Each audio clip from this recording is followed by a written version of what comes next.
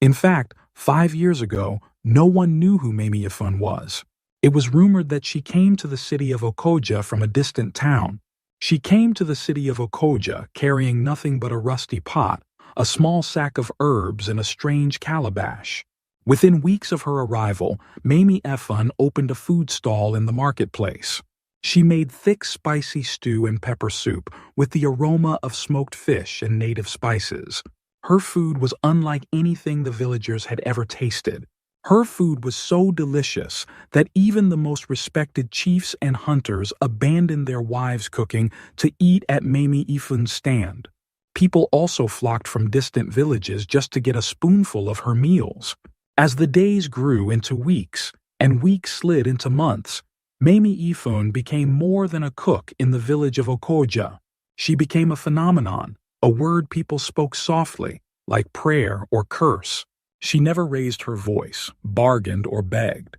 Yet, people lined up long before her fire was lit, holding their bowls in one hand and money in the other hand, waiting for her meals as if it were medicine for the soul. Everyone had something to say about Mamie Ifun, and strange things also began to happen. The hunters who tasted her food claimed that it made them stronger during their hunts in the forest, and it made their targets sharper. The children who tasted her food refused to eat anything else but Mamie Ifun's meals. But as the days went by, stranger things were also noticed. A thief who stole from Mamie Ifun's basket in the night was found crawling the next morning with a swollen tongue, muttering, "The stew is watching me." A jealous woman who tried to sabotage Mamie Ifun's pot of soup by pouring excess salt into Mamie Ifun's pot lost her sense of taste for 7 complete days. But despite the dark rumors flying all around, Mama Ifun remained calm and quiet, as though she was deaf to their assumptions. The children called her Mama Ash. The market women called her the spirit's cook, and all the men in the village were addicted to her meals. The other food sellers all lost their customers to Mamie Ifun because no one patronized them anymore. They found it strange that people would rather buy Mamie Ifun's expensive meals rather than patronize them. They started to complain. "She must be using charms or dark magic," one of the other food sellers said. "I agree with you. No one's food can taste that good every single day," another food seller added.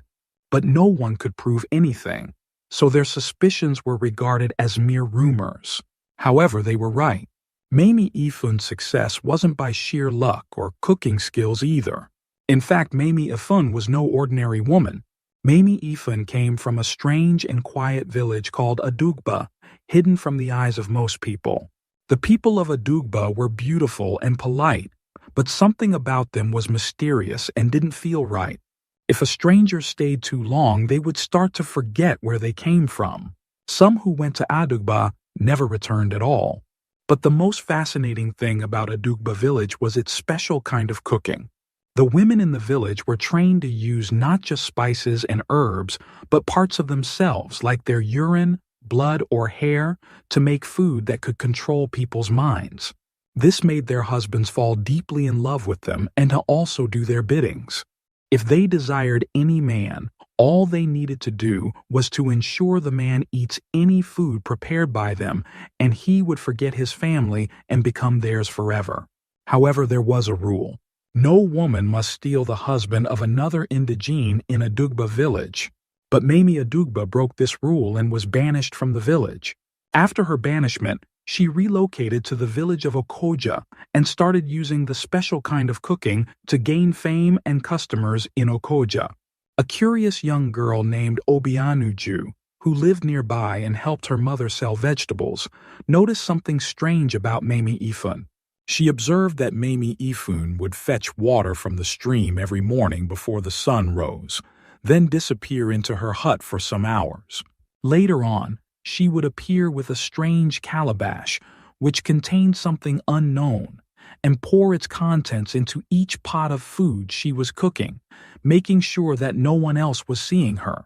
Obianuju also noticed that Mamie Ifun wouldn't allow anyone to help her when preparing her food. One fateful day, Obianuju made up her mind to find out what Mamie Ifun does inside the hut after fetching water from the stream, she was determined to know the contents inside the strange calabash which Mamie Ifun always adds to her food. That fateful morning, Obianuju followed her quietly and stealthily. When Mamie Ifun entered her hut, Obianuju went behind Mamie Ifun's hut and peeped through a small crack in the wall. As Obianuju watched patiently, she saw something that shocked her to the bone. Obianuju watched as Mamie Ifun squatted over the strange calabash and urinated into it. Beside Mamie Ifun was another pot which contained a dark red liquid that looked a lot like blood. Obianuju watched as Mamie Ifun poured the dark red liquid into the strange calabash as well.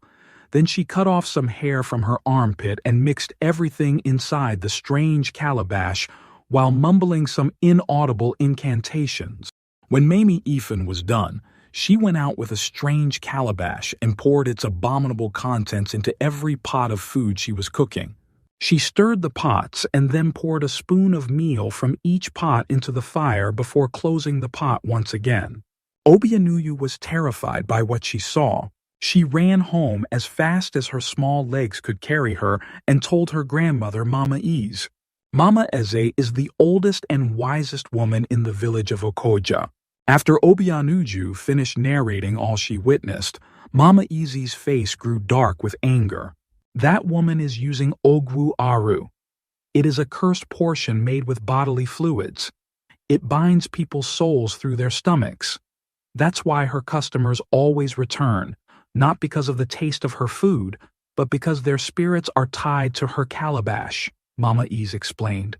There are 3 rules that she must follow at all times. She must never serve food during a full moon. She must never speak the incantations out loud, and finally, she must always feed the first spoon from each pot to the fire. If she breaks one of these rules, it would be her end, Mama Eze continued. Mamie Ifun knew these rules, and she always made sure to follow them at all times. But after Mama Eze discovered the secret to Mamie Ifun's irresistible food, she decided to do something about it. She met with the king and told him of her discovery, but without proof, there was nothing the king could do. So Mama Eze devised a plan to destroy Mamie Ifun and expose her to the villagers. Mama Eze told the king to announce a grand celebration in Okoja during the next full moon. There would be drumming, dancing, and a grand feast. She also told the king to inform the villagers that the best cook during the grand celebration would be given a huge plot of land as a reward by the king. When Mamie Ifun heard of the grand celebration and the promised reward, she leaped with joy, not because of the reward promised, but because the king would be in attendance, and if he eats her food, he would forever be under his control, and she could become the queen of Okoja village if she wanted to. However, Mamie Ifun had an obstacle.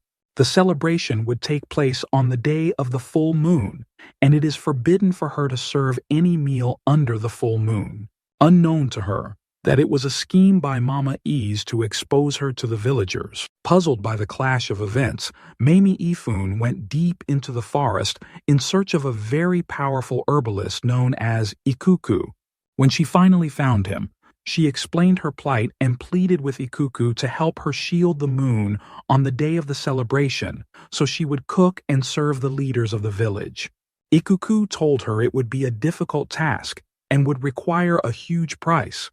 But Mamie Ifun promised Ikuku that she would pay whatever is demanded of her after the celebration has taken place.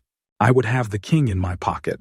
Whatever you desire, I am certain I can grant it, Mamie Ifun told Ikuku confidently.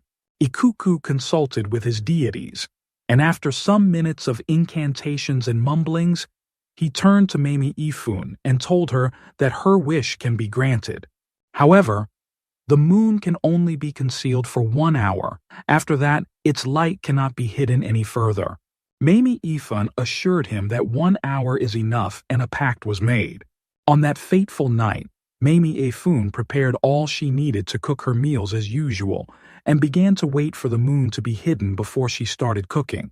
As soon as the moonlight was hidden just as Ikuku promised, Mama Ifun started cooking.